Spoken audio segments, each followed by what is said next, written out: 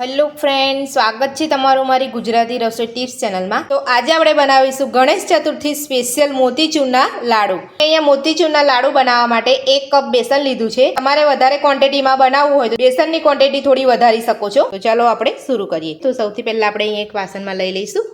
તો હવે આપણે એમાં થોડું થોડું પાણી ઉમેરતા જઈને એક પતલું ખીરું બનાવી લઈશું। તો હવે આપણે અહીંયા 2 ચપટી આપણે ખાવાનો સોડા નાખવાનો છે અને બધું જ આપણે સારી રીતે મિક્સ કરી લેવાનું છે।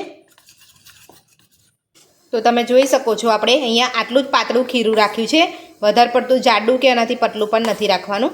તો આપણે આટલું મીડિયમ સાઇઝનું આપણે અહીંયા ખીરું બનાવી લીધું છે। તો અહીંયા આપણે તેલ ગરમ કરવા પણ મૂકી દીધું છે। તેલને આપણે બરાબર ગરમ થવા દેવાનું છે। ત્યારબાદ આપણે એમાં બુંદી પાડીશું। તો બુંદી પાડવા માટે મેં અહીંયા એક જારો લીધો છે અને આપણે અહીંયા એક ડીશ છે કાનાવાળી। તમારે આ રીતની ડીશ હોય તો તમે આ રીતે ડીશથી પણ તમે પાડી શકો છો। તેલ ગરમ થાય એટલે એમાં બુંદી પાડીશું। તેલની જગ્યાએ તમારી પાસે ઘી વધારે હોય તો તમે ઘીનો ઉપયોગ પણ કરી શકો છો। તો હવે આપણે અહીંયા ખીરું ને આપણે અહીંયા જારો રાખીને બુંદી પાડી લઈશું।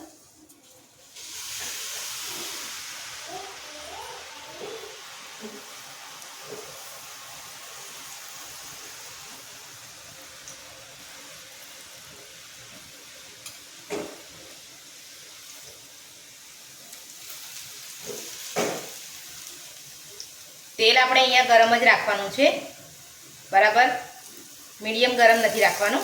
અને આપણે અહીંયા એકવાર જારનો ઉપયોગ કર્યો, હવે આપણે એને ફરીથી ધોઈ અને પછી જ ઉપયોગ કરવાનો છે, નહીં તો બરાબર આપણી બુંદી નહીં બને।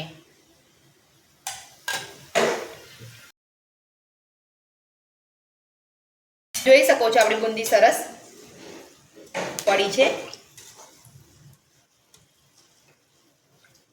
હવે આપણે એને કાઢી લઈશું।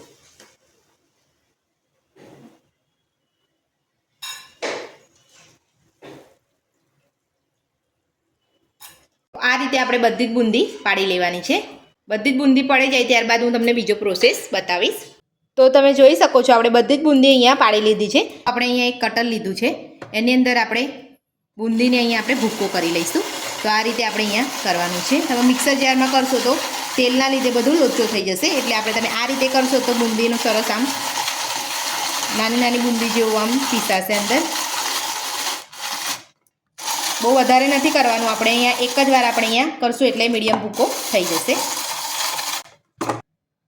તો તમે જોઈ શકો છો આ રીતનો મીડિયમ ભૂકો આપણે કરી લેવાનો છે બધી જ બુંદીનો આપણે અહીંયા ભૂકો કરી લીધો છે કટરની અંદર। તો હવે આપણે મોતીચૂરના લાડુની હવે ચાસણી બનાવીશું। તો હવે આપણે અહીંયા 100 ગ્રામ જેટલી ખાંડ લઈશું, એક વાટકીમાં થોડું ઓછું પાણી લઈશું અને એની આપણે ચાસણી બનાવી લઈશું। ખાંડને આપણે ઓગળવા દઈશું। તો તમે જોઈ શકો છો ચાસણીમાં એક ઉબાર આવી ગયો છે। તો હવે આપણે એની અંદર 1 ચપટી જેટલો આપણે અહીંયા ઓરેન્જ કલર નાખીશું।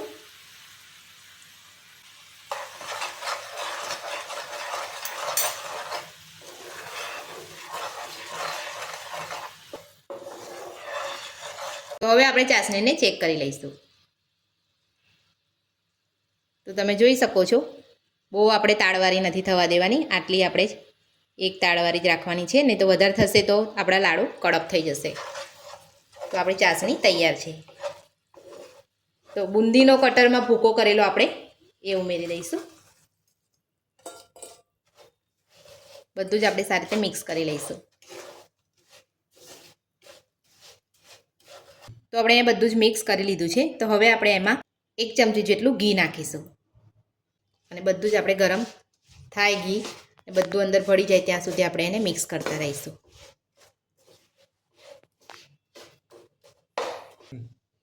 તો હવે આપણે ઉપરથી થોડા મગજતરીના બી નાખીશું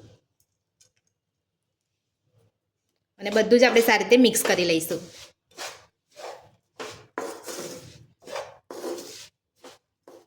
ગેસ આપણે બંધ કરી લીધો છે। જ્યારે આપણે બુંદીનો ભૂક્કો ઉમેરીએ અને બધું મિક્સ થઈ જાય એટલે આપણે ગેસને બંધ જ કરી દેવાનો છે। હવે આપણે આને ઠંડો થવા દઈશું।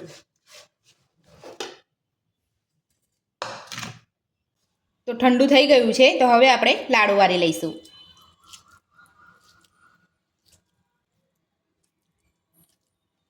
તો તમે જોઈ શકો છો આપણે અહીંયા લાડુ તૈયાર છે અને એકદમ છૂટી છૂટી બુંદી પણ અહીંયા તમે જોઈ શકો છો. તો હવે આપણે આ રીતે આપણે બધા જ લાડુ વાળી લેવાના છે. તમે જોઈ શકો છો.